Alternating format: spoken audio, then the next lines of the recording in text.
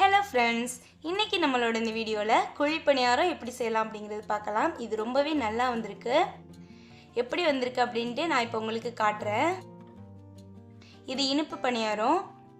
ரொம்ப சாஃப்ட்டா வந்திருக்கு.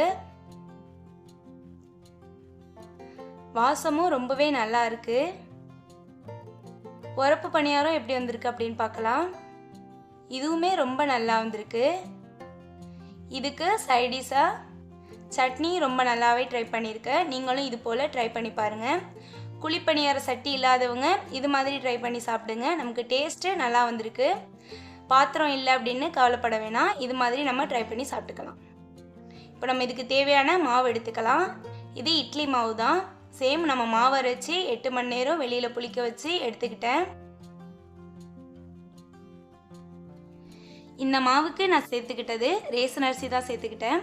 புழுங்கல் அரிசி 1 கிலோ, பச்சரிசி 1/2 கிலோ சேர்த்து நல்லா வாஷ் பண்ணி ஊற வச்சுக்கலாம்.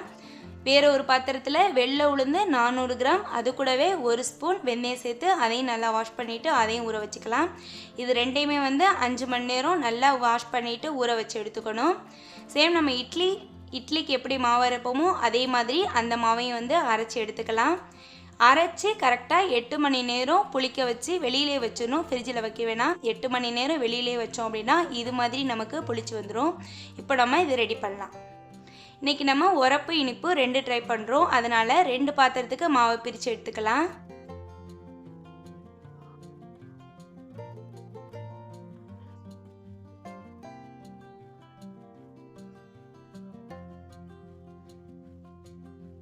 இப்போ நம்ம 2 பாத்திரத்துக்கும் மாவு பிரிச்சாச்சு. ஃபஸ்ட்டு நம்ம இனிப்பு செய்யலாம். இனிப்பு செய்கிறதுக்கு 2 வெல்லம் எடுத்துட்டேன். இது கரெக்டாக 100 கிராம். இது நம்ம இப்போ லைட்டாக தட்டி விட்டு எடுத்துக்கலாம். ஏன்னா இது நம்ம லைட்டாக பாகு காய்ச்சணும். நம்ம மாவில் கட்டியாக சேர்த்தோம் அப்படின்னா அங்கங்கே திட்டு திட்டாக இருக்கும். அது நமக்கு சரியாக வராது. அதனால் இதுக்கு கொஞ்சமாக தண்ணி விட்டு பாகு காய்ச்சணும். அதனால கொஞ்சமாக இது மாதிரி லைட்டாக தட்டி விட்டு எடுத்துக்கலாம். நமக்கு ஈஸியாக கரைஞ்சிடும் தண்ணியில்.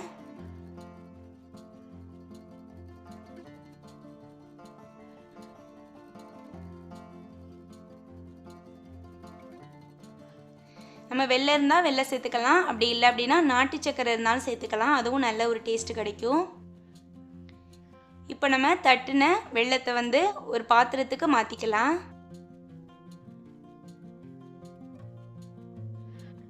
இப்போது வெல்லம் ரெடியாக இருக்குது. இதில் கொஞ்சமாக தண்ணி சேர்த்துக்கலாம். லைட்டாக அந்த வெல்லம் கரையணும். அதுக்காக கொஞ்சமாக ஒரு 1/4 டம்ளர் மட்டும் தண்ணி சேர்த்துட்டா போதும். இதை இப்போ நம்ம அடுப்பில் வச்சு கொதிக்க விட்டுக்கலாம். லைட்டாக அந்த வெல்லம் கரைஞ்சி வரட்டும். ரொம்ப தண்ணி சேர்க்க வேணாம். ரொம்ப தண்ணி சேர்த்துட்டோம் அப்படின்னா நமக்கு மாவுலையும் தண்ணி சேர்ந்துடும். இப்போ 4 ஏலக்காய் எடுத்துக்கலாம். இப்போ நமக்கு இதை தட்டி எடுத்துக்கலாம். ஏலக்காய் பவுடர் இருந்தால் சேர்த்துக்கலாம். ஏலக்காய் பவுடர் இல்லை அப்படின்னா 4 ஏலக்காய் எடுத்து இது மாதிரி நல்லா தட்டி விட்டுக்கலாம்.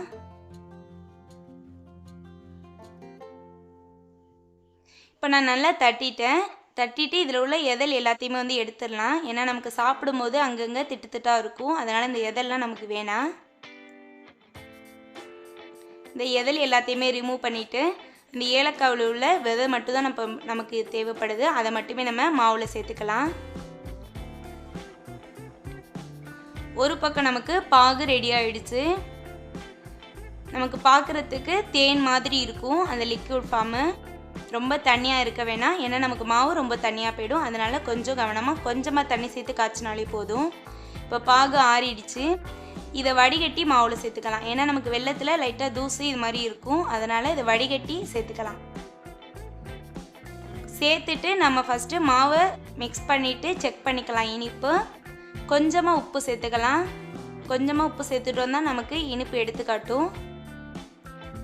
இப்போ நம்ம நல்லா மிக்ஸ் பண்ணி விட்டுக்கலாம்.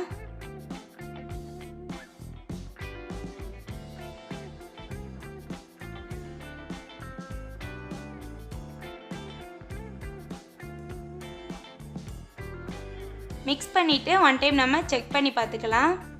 இனிப்பு போதுன்னா விட்டுறலாம். பத்தலை அப்படின்னா நம்ம எக்ஸ்ட்ரா இன்னும் கொஞ்சமே சேர்த்துக்கலாம். எனக்கு அந்த 100 கிராம் வெல்லம் கரெக்டாக இருந்துச்சு. உங்களுக்கு இன்னும் இனிப்பு வேணும் அப்படின்னா நீங்கள் எக்ஸ்ட்ரா நீங்கள் சேர்த்துக்கலாம். இது எனக்கு கரெக்டாக இருக்குது. பாகு இல்லை அப்படின்னா ஜீனி இருந்தாலும் கொஞ்சம் எக்ஸ்ட்ரா சேர்த்துக்கலாம். எனக்கு எல்லாமே கரெக்டாக இருக்குது இனிப்பு. இப்போ நமக்கு இனிப்பு பணியாரத்துக்கு ரெடியாக இருக்குது. அப்புறம் நம்ம உரப்பு குழிப்பணியாரம் ரெடி பண்ணலாம்.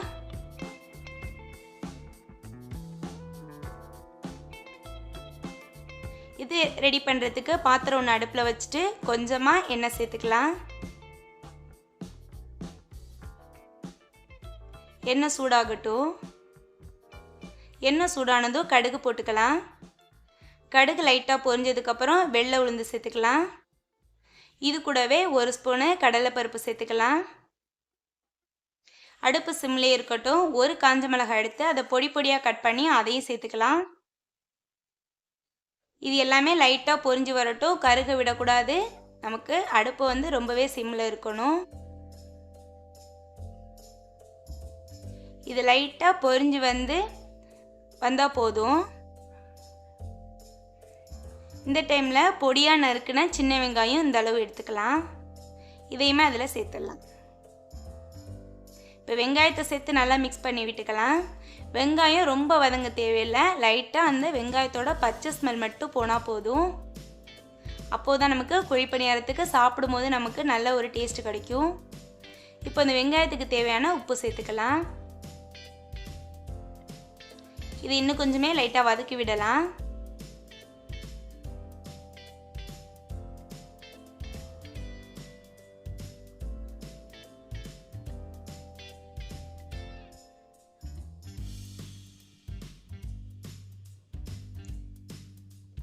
இது மாதிரி நமக்கு வதங்கினாலே போதும்.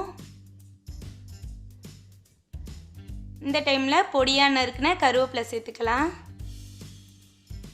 அது கூடவே பொடியாக நறுக்குன கொத்தமல்லி இலையும் சேர்த்துக்கலாம். இது எல்லாமே ரொம்ப பொடியாக இருக்கணும். இது எல்லாத்தையுமே நல்லா மிக்ஸ் பண்ணி விட்டுறலாம்.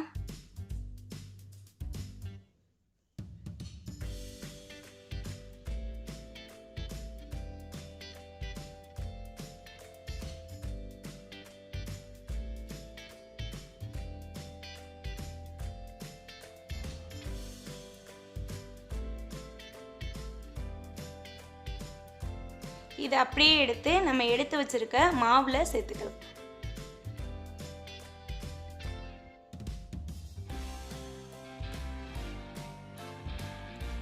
இப்போ இதையும் நல்லா மிக்ஸ் பண்ணி விட்டுக்கலாம்.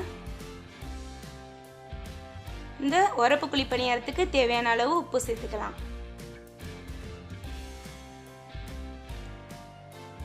இது நல்லா மிக்ஸ் பண்ணி விட்டுக்கலாம்.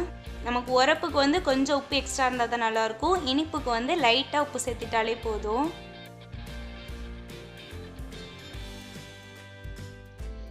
இப்போ நம்ம மாவு நல்லா மிக்ஸ் பண்ணியாச்சு.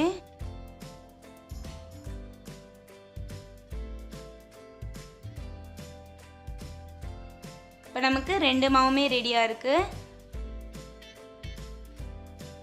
இது அப்படியே இருக்கட்டும். அடுத்து நம்ம சட்னி செய்கிறதுக்கு பாத்திரம் அடுப்பில் வச்சுட்டு எண்ணெய் சேர்த்துக்கலாம். எண்ணெய் கொஞ்சமாக சேர்த்துட்டாலே போதும். ஒரு முழு பூண்டு உரிச்சிட்டு அதை சேர்த்துக்கலாம். அது கூடவே 4-5 சின்ன வெங்காயம் சேர்த்துக்கலாம். இது லைட்டாக வதங்கி வரட்டும். ரொம்ப வதங்க தேவையில்லை. லைட்டாக வதங்கினா போதும். இது கூடவே 2 பெரிய தக்காளி கட் பண்ணி எடுத்துட்டு அதையும் சேர்த்துக்கலாம். இது எல்லாத்தையும் சேர்த்து லைட்டாக வதக்கி விடலாம்.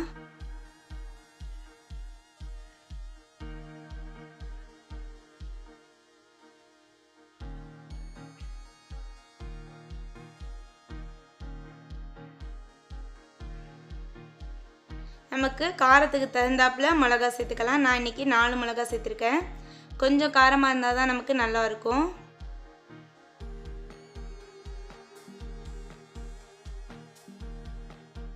தேவையான அளவு கல் உப்பு சேர்த்துக்கலாம். சேர்த்துட்டு இப்போ நம்ம இதை ஆற வச்சுக்கலாம். நம்ம ஃபஸ்ட்டு சட்னி ரெடி பண்ணிட்டோம் அப்படின்னா குழிப்பணியாரம் சூடாக செஞ்சு சாப்பிட்டுக்கலாம். இது நல்லா ஆற விட்டு இப்போ மிக்ஸி ஜாருக்கு மாற்றி கொஞ்சமாக தண்ணி சேர்த்து இது மாதிரி அரைச்சி எடுத்துக்கலாம். அரைச்ச சட்னியை ஒரு பாத்திரத்துக்கு மாற்றிக்குவோம். அடுத்து நம்ம தாளிக்கிறதுக்கு சின்ன பாத்திரம் அடுப்பில் வச்சுட்டு கொஞ்சமாக எண்ணெய் சேர்த்துக்கலாம். எண்ணெய் சூடாகட்டும். இப்போது கடுகு சேர்த்துக்கலாம். கடுகு பொரிஞ்சதும் உளுத்தப்பருப்பு கொஞ்சம் சேர்த்துக்கலாம். கொஞ்சமாக கருவேப்பிலை சேர்த்து எண்ணெய் சூடாக இருக்கும் போதே சூட்டோடு எடுத்து சட்னியில் சேர்த்துக்கலாம். இப்போ நமக்கு குழிப்பணியாரத்துக்கு ரொம்பவே டேஸ்டான சட்னி ரெடி ஆகிடுச்சு.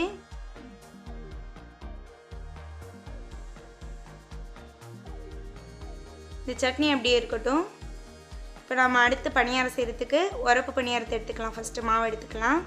குழிப்பணியார சட்டி அடுப்பில் வச்சுட்டு சூடானதுக்கப்புறம் எண்ணெய் சேர்த்துக்குவோம். உரப்பு பணியாரத்துக்கு எண்ணெய் சேர்த்துக்கலாம். இனிப்பு பணியாரத்துக்கு நெய் சேர்த்துக்கலாம். எண்ணெய் சூடானதுக்கப்புறம் நம்ம எடுத்து வச்சுருக்க மாவை அதில் வச்சுக்கலாம்.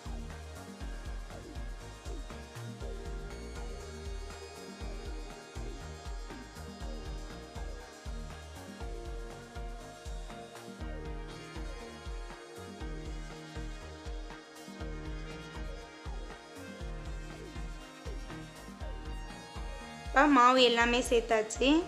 இந்த பாத்திரம் இல்லை அப்படின்னா நான் உங்களுக்கு லாஸ்ட்டு ஒரு சின்ன ஒரு மெத்தட் சொல்கிறேன், அதை ட்ரை பண்ணிக்கோங்க. இப்போ வேகிறதுக்காக க்ளோஸ் பண்ணி வச்சுருவோம்.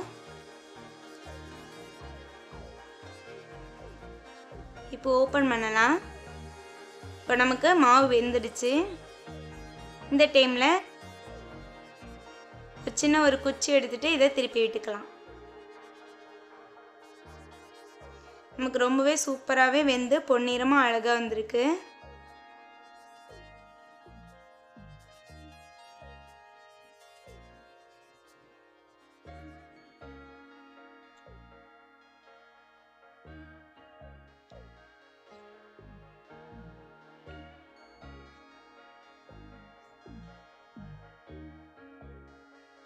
இப்போ நம்ம இதை செக் பண்ணிக்கலாம். நல்லா வெந்து வந்துருச்சு.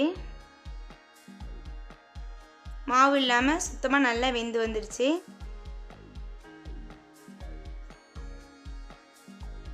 இப்போ இதை நம்ம எடுத்துக்கலாம்.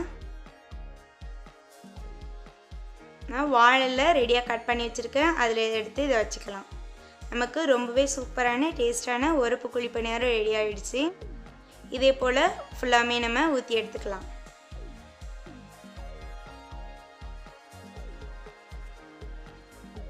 இந்த குழிப்பணியாரம் செய்கிறது ரொம்பவே ஈஸி தான், ரொம்ப ஹெல்த்தியானதும் கூட. பிள்ளைங்களுக்கு இட்லி அவ்வளோவா பிடிக்காது, ஆனால் இது ரொம்பவே பிடிக்கும். இதே போல் நம்ம எல்லா குழிப்பணியாரத்தையும் ரெடி பண்ணி எடுத்துக்கலாம். இப்போ நமக்கு உரப்பு குழிப்பணியாரம் ரெடி ஆயிடுச்சு.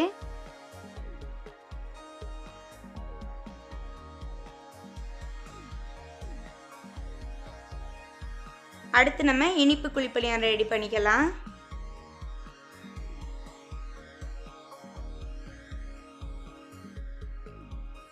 இனிப்பு குழிப்பணியாரத்துக்கு நெய் சேர்த்துக்கலாம். நெய் சேர்த்தோம் அப்படின்னா இன்னும் கொஞ்சம் நல்ல ஒரு டேஸ்ட் கிடைக்கும். நமக்கு நெய்யினாலே சொல்ல வேணால் ரொம்பவே பிடிக்கும். அதனால் நம்ம எந்த அளவுக்கு நெய் தேவையோ அந்த அளவுக்கு நெய் சேர்த்துக்கலாம். நெய் லைட்டாக சூடானதுக்கப்புறம் நம்ம எடுத்து வச்சுருக்க மாவு சேர்த்துக்கலாம்.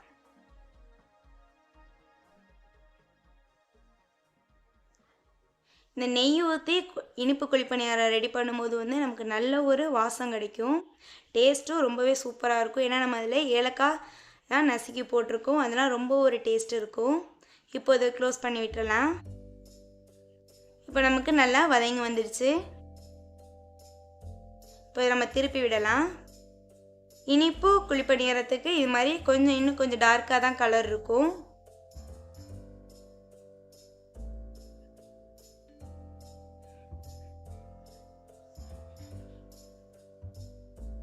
இது வெந்ததுக்கப்புறம் அதே போல் வேறு ஒரு வாழை இலை கட் பண்ணி வச்சுருக்கேன். அதிலே இதை போட்டுக்கலாம்.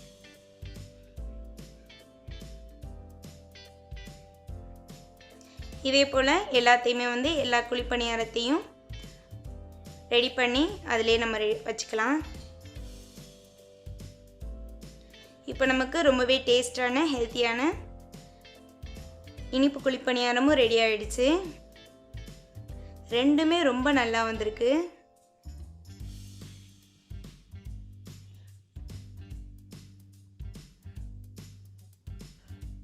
இப்போ இதுக்கு சைட் டிஷ்ஷாக நம்ம சட்னி ஏற்கனவே ரெடி பண்ணிட்டோம். அதுவுமே ரொம்ப நல்லா வந்திருக்குது.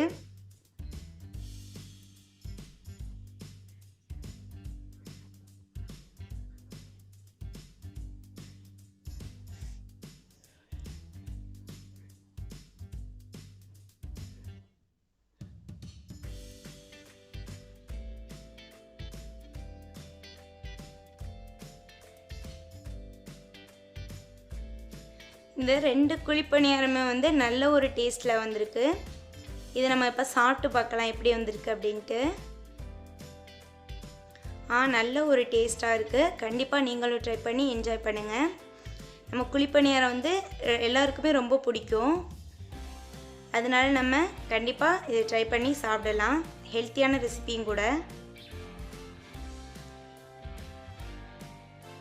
இந்த வீடியோ உங்களுக்கு யூஸ்ஃபுல்லாக இருக்கும்னு நினைக்கிறேன். இப்போ நமக்கு குழிப்பணியார சட்டி இல்லாதவங்க இது மாதிரி ஆப்பச்சட்டி அல்லது தோசைக்கல் இது மாதிரி 2 எடுத்துகிட்டு கொஞ்சமாக எண்ணெய் சேர்த்துட்டு மாவு எடுத்து சின்னதாக ரவுண்ட் ஷேப் போட்டுக்கலாம். தோசை மாதிரி வேணாலும் ஊற்றி சாப்பிட்டுக்கலாம். இது மாதிரி சின்னதாக ஊற்றிக்கிட்டோம் அப்படின்னா நமக்கு எடுத்து சாப்பிட்றதுக்கு நல்லாயிருக்கும். ரொம்ப எண்ணெய் சேர்க்க வேணாம், கொஞ்சமாகவே எண்ணெய் சேர்த்து இது மாதிரி குட்டி தோசை மாதிரி எடுத்துக்கலாம். இதையும் ஒரு பிளேட்டுக்கு மாற்றிடலாம்.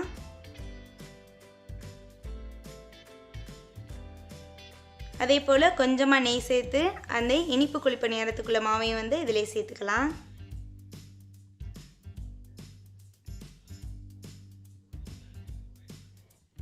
இதுவுமே நமக்கு ரொம்பவே டேஸ்ட்டாக வந்திருக்கு. இப்போ அதையுமே பிளேட்டுக்கு மாற்றிக்கலாம். நமக்கு இந்த பணியாரத்தில் ஷேப் தான் வேறு மாதிரி இருக்கும், மற்றபடி டேஸ்ட் எல்லாம் ஒரே மாதிரி தான். அதனால் உங்களுக்கு குழிப்பணியாரம் சட்டி இல்லை அப்படின்னு ஃபீல் பண்ண வேணாம். உடனே செஞ்சு நீங்களும் என்ஜாய் பண்ணுங்கள்.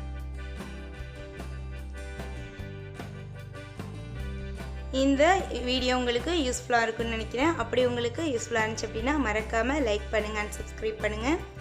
உங்களோட ஃப்ரெண்ட்ஸ் அண்ட் ஃபேமிலி மெம்பர்ஸ்க்கும் மறக்காமல் ஷேர் பண்ணுங்கள். அவங்களும் இந்த சூப்பரான ரெசிபியை ட்ரை பண்ணி அவங்களும் சாப்பிடட்டும். Okay, thank you. அடுத்த வீடியோவில் இன்னும் ஒரு சூப்பரான ரெசிபியோடு உங்களை நான் மீட் பண்ணுறேன். பாய்.